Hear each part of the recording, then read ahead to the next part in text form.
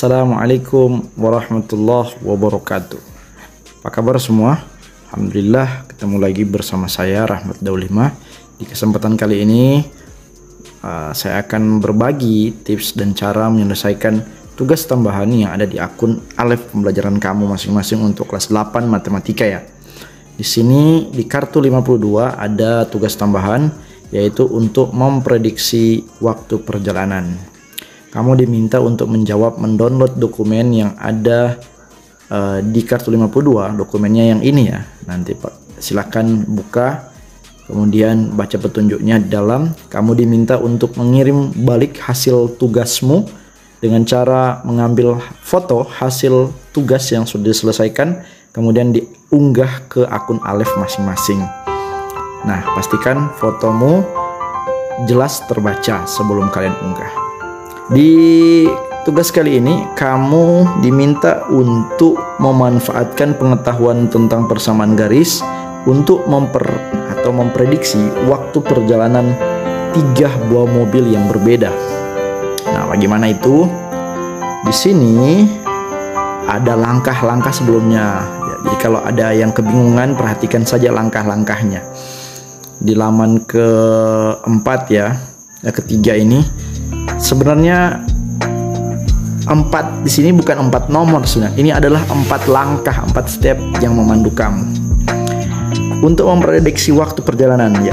Di dalam masalah ini ternyata ada 3 tokoh ya, 3 bapak yang nanti katanya ada melakukan perjalanan menggunakan mobil. Pertama, mobil Pak Pascal yang bergerak dengan kecepatan 80 km per jam.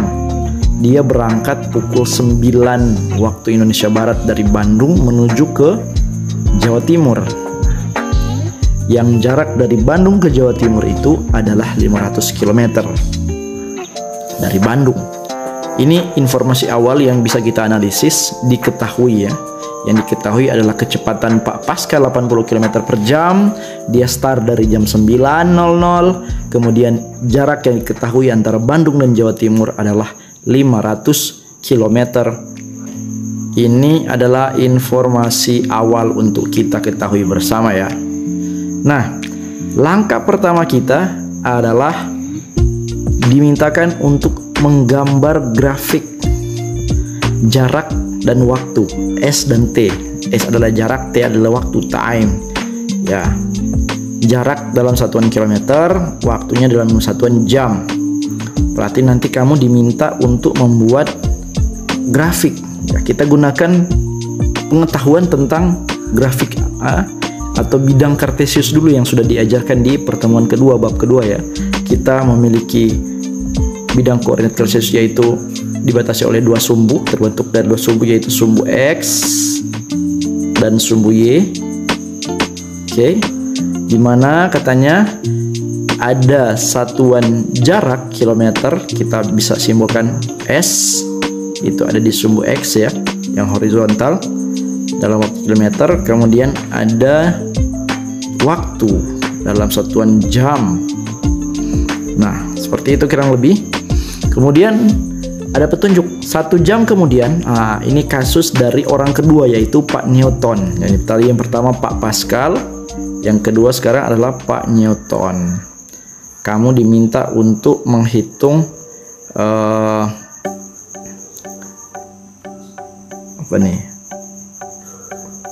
pergerakan dari Pak Newton. Kita bisa visualisasikan, kita bisa gambarkan dalam grafik.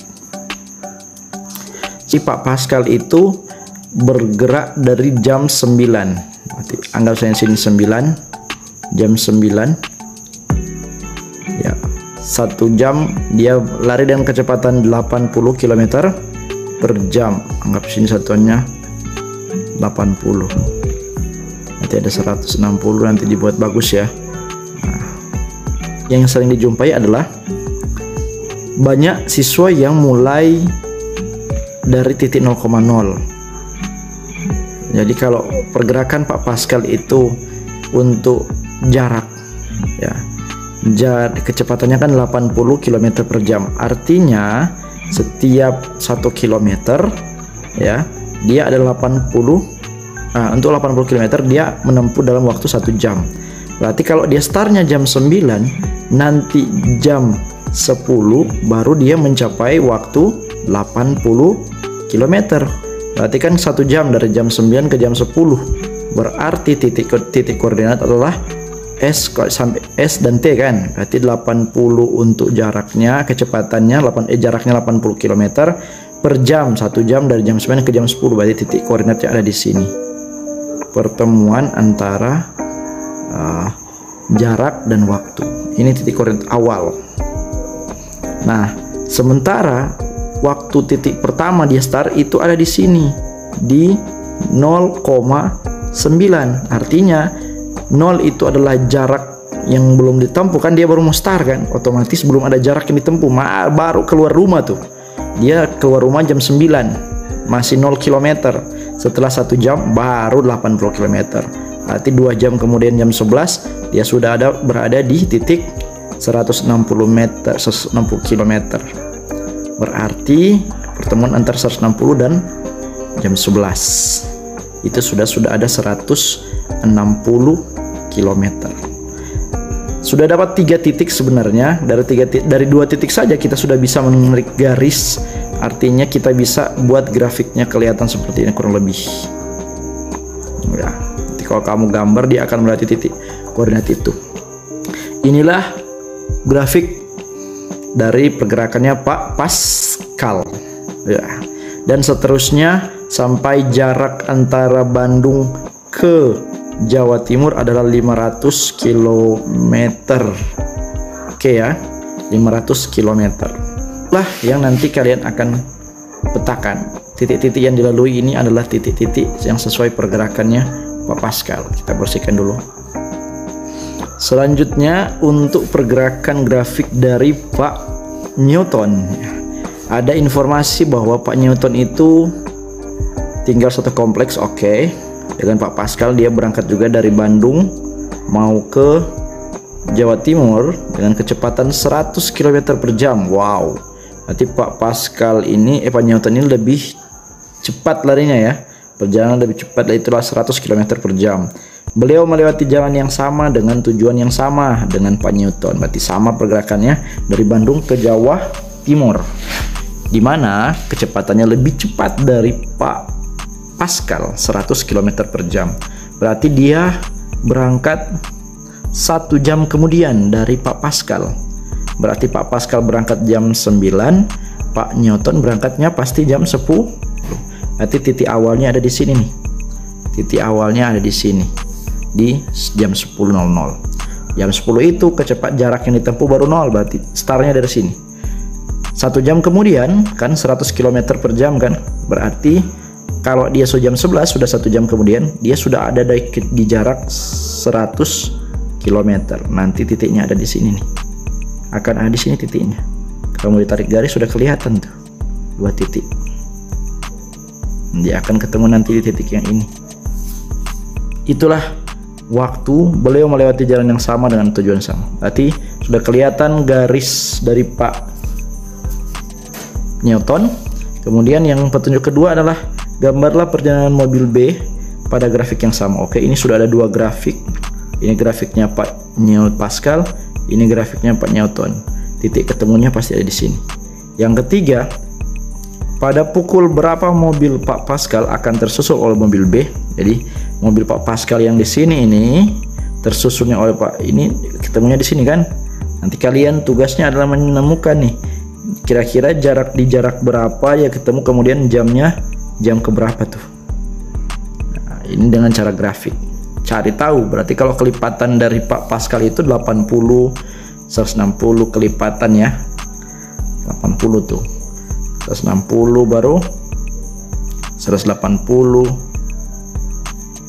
240 320 kemudian 400. Nah, kalau di kecepatannya Pak Newton kan 100 km per jam, berarti dia berulang dari 100, 200, 300, 400.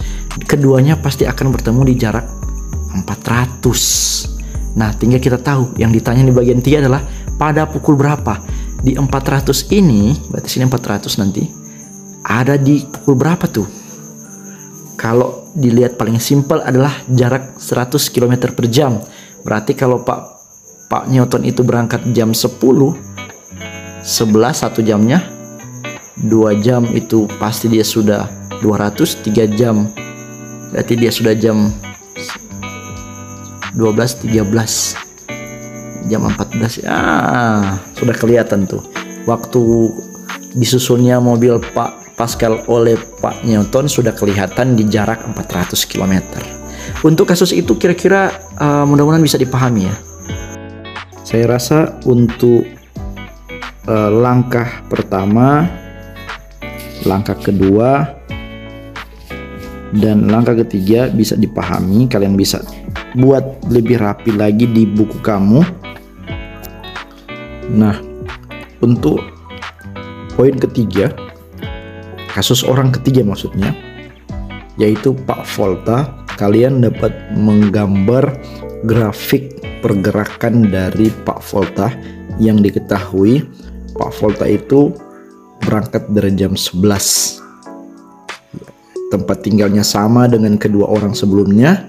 Dia berangkat dengan kecepatan sekian dan berjanji dengan Pak Newton, dengan mobil B tadi, Pak Newton akan ketemu sama-sama di rest area di Jawa Timur yang berjarak 400 km. Nah, kalau ini kecepatan dari Pak Volta ternyata tidak diketahui.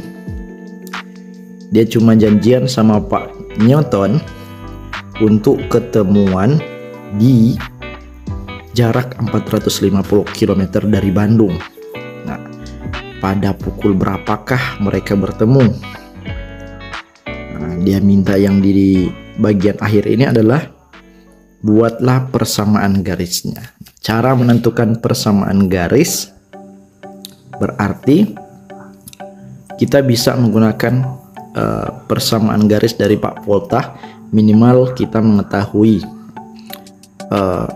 satu titik pertemuan, jadi jaraknya 450 yang ada di sumbu S tadi, yang horizontal 450 km.